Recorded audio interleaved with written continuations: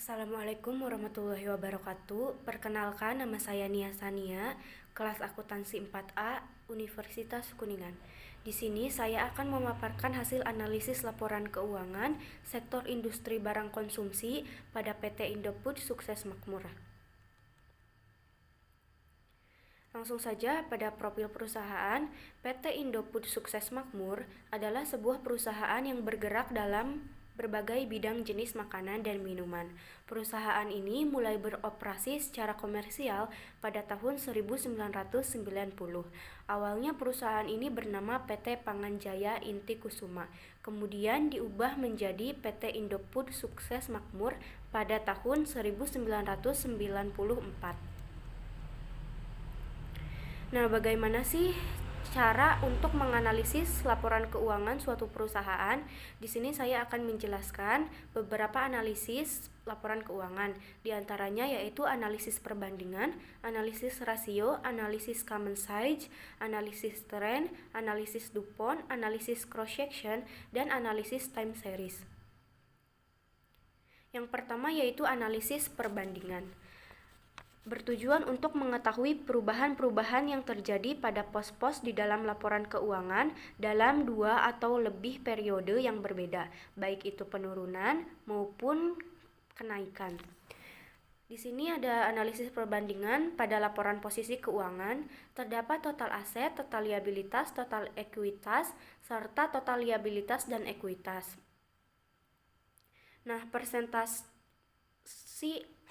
perhitungannya yaitu dengan rumus total tahun ke N dikurangi total tahun ke N kurangi 1 dibagi dengan total tahun ke N kurangi 1. Nah, saya akan mengambil contoh untuk perhitungan persentase pada total aset tahun 2017 atas tahun 2016. Yaitu total aset tahun 2017 dikurangi dengan total aset tahun 2016 dibagi dengan total aset tahun 2016. Begitupun seterusnya. Lalu ada analisis perbandingan pada laporan laba rugi. Cara perhitungannya pun sama seperti analisis perbandingan pada laporan posisi keuangan, yaitu tahun kedua dikurangi tahun pertama dibagi dengan tahun pertama. Contohnya yaitu untuk total pendapatan tahun 2017 atas tahun 2016. Total pendapatan tahun 2017 dikurangi dengan total pendapatan tahun 2016 dibagi dengan total pendapatan tahun 2016. Begitupun seterusnya untuk laba bruto dan laba usaha, rumusnya sama. Yang kedua ada analisis rasio. Tujuannya yaitu untuk menilai kinerja keuangan berdasarkan data perbandingannya masing-masing pos yang terdapat pada laporan keuangan dalam periode tertentu. Di sini ada analisis rasio likuiditas terdiri dari current ratio dan quick ratio. Untuk menghitung current ratio, rumusnya yaitu total aktiva lancar dibagi dengan hutang lancar.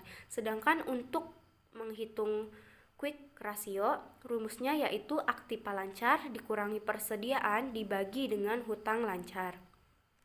Lalu keduanya dibandingkan dengan rasio industri pada masing-masing perusahaan. Selanjutnya ada analisis rasio leverage. Terdapat debt to asset ratio dan debt to equity ratio. Debt to asset ratio rumusnya yaitu total hutang dibagi dengan total aktiva. Sedangkan rumus untuk menghitung debt to equity ratio yaitu total hutang dibagi dengan ekuitas. Lalu keduanya sama dibandingkan dengan rasio industri pada masing-masing perusahaan. Selanjutnya ada analisis rasio activity. Terdapat aset turnover dan receivable turnover. Aset turnover rumusnya yaitu penjualan dibagi dengan total aktiva. Sedangkan rumus untuk menghitung receivable turnover yaitu penjualan dibagi dengan piutang.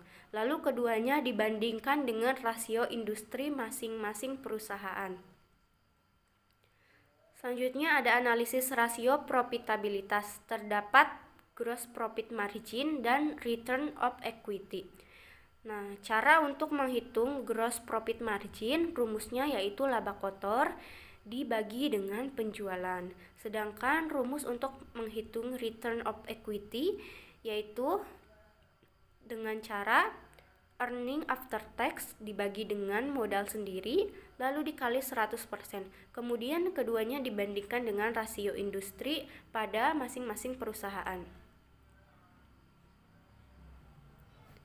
Yang ketiga yaitu analisis common size.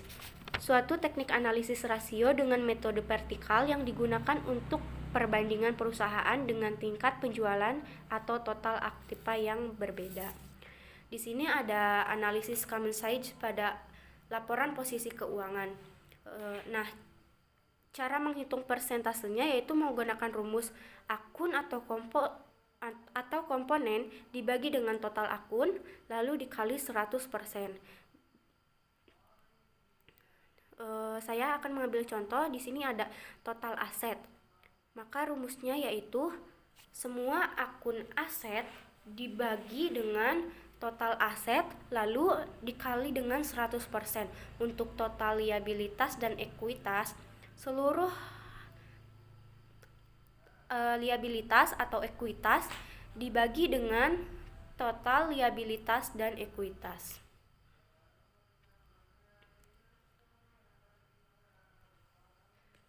Lalu ada analisis common size pada laporan laba rugi. Rumusnya yaitu akun atau komponen dibagi dengan penjualan lalu dikali dengan 100%. Di sini terdapat total pendapatan, laba bruto, dan laba usaha. Maka cara menghitung persentasenya yaitu total pendapatan, laba bruto, dan laba usaha dibagi dengan pendapatan lalu dikali dengan 100%. Yang keempat yaitu ada analisis tren, yaitu suatu metode analisis statistika yang ditunjukkan untuk melakukan suatu estimasi atau peramalan pada masa yang akan datang. Di sini ada analisis tren pada laporan posisi keuangan. Rumusnya yaitu tahun ke N dibagi dengan tahun dasar lalu dikali 100%. Yang menjadi tahun dasar di sini yaitu tahun 2016. Maka dari itu untuk menghitung persentasenya dengan cara tahun 2016, 2017, 2018, 2019, dan 2020 dibagi dengan tahun dasar yaitu tahun 2016 lalu dikali 100%. Lalu ada analisis tren pada laporan laba rugi. Rumusnya sama seperti analisis tren terhadap laporan posisi keuangan, yaitu tahun ke N dibagi dengan tahun dasar lalu dikali 100%. Saya ambil contoh tahun 2016, tahun 2017, tahun 2018, tahun 2019, dan tahun 2020 dibagi dengan tahun dasar yaitu tahun 2016 lalu dikali dengan 100%. Yang kelima yaitu ada analisis DuPont. Analisis ini memberikan analisis menyeluruh tentang metrik utama yang mempengaruhi laba atas ekuitas atau yang nantinya akan memberikan ROE, Return of Equity. Yang keenam yaitu ada analisis cross-section. Tujuannya yaitu untuk membandingkan data laporan keuangan suatu perusahaan dengan perusahaan atau industri yang sejenis dalam suatu periode tertentu. Nah, cara menghitung rata-rata aritmetikanya yaitu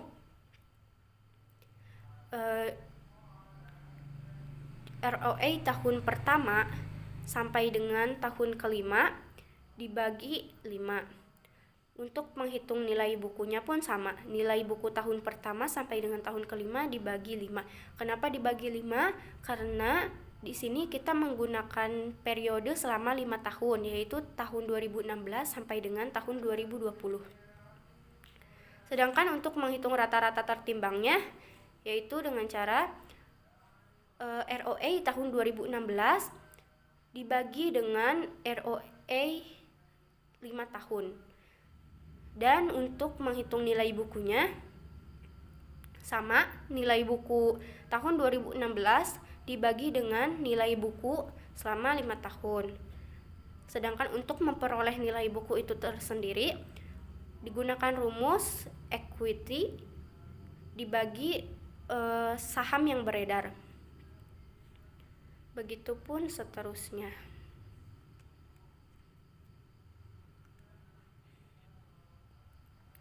Yang ketujuh yaitu ada analisis time series.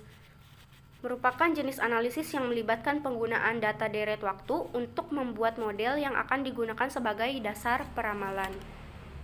Di sini terdapat ROE perusahaan dan ROE industri. Keduanya bisa dapat dibandingkan dan ROE tersebut didapatkan dari hasil data sebelumnya.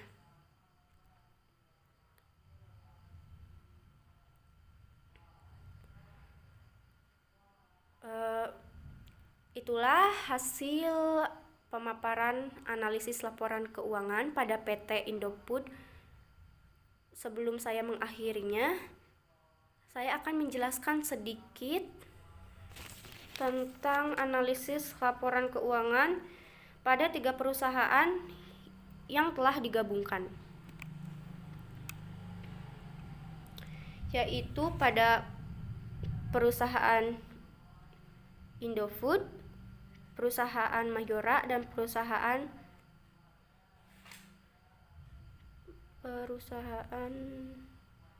mohon maaf sebentar.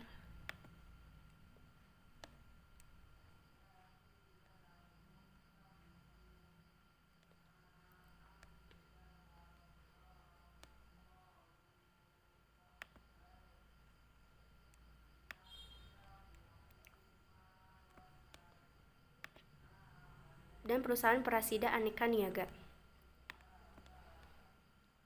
Nah,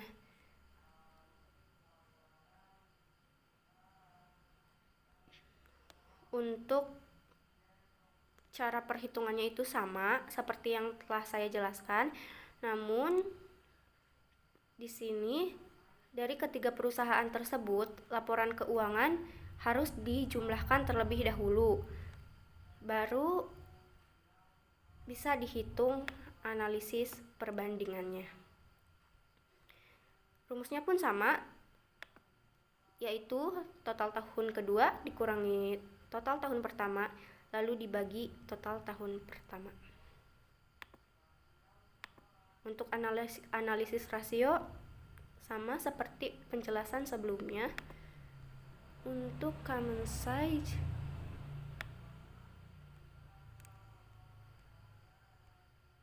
size pun sama.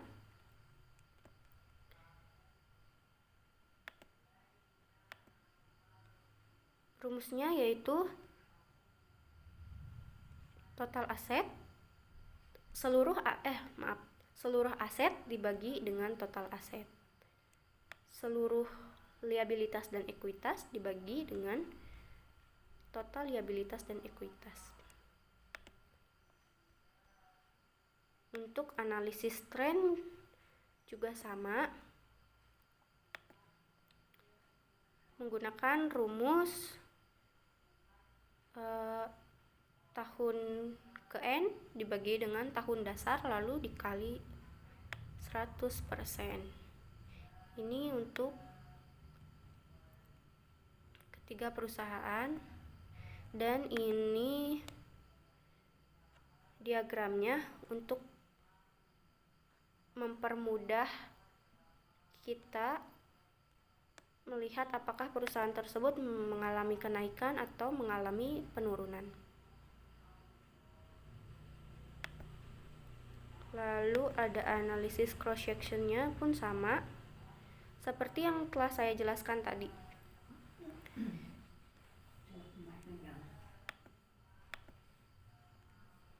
Dan ini untuk analisis time series. ada ROA 3 perusahaan dibandingkan dengan ROA industri. Nah, kesimpulan yang dapat saya tarik dari penjelasan tadi yaitu analisis laporan keuangan ini sangat bermanfaat bagi pelaku usaha dan investor. Bagi pelaku usaha dapat memperoleh data valid terkait perubahan-perubahan yang terjadi pada pos-pos dalam laporan keuangan. Serta dari data tersebut pelaku usaha dapat menarik hasil apakah perubahan tersebut menguntungkan atau merugikan perusahaan. Selain itu, analisis laporan keuangan ini dapat menjadi perencanaan bisnis yang matang di masa yang akan datang. Sedangkan bagi investor, analisis laporan keuangan ini dapat menjadi bahan pertimbangan apabila ingin menanamkan dana atau saham di suatu perusahaan. Sekian pemaparan materi yang dapat saya sampaikan, kurang lebihnya mohon maaf. Wabillahi taufiq wal hidayah. Wassalamualaikum warahmatullahi wabarakatuh.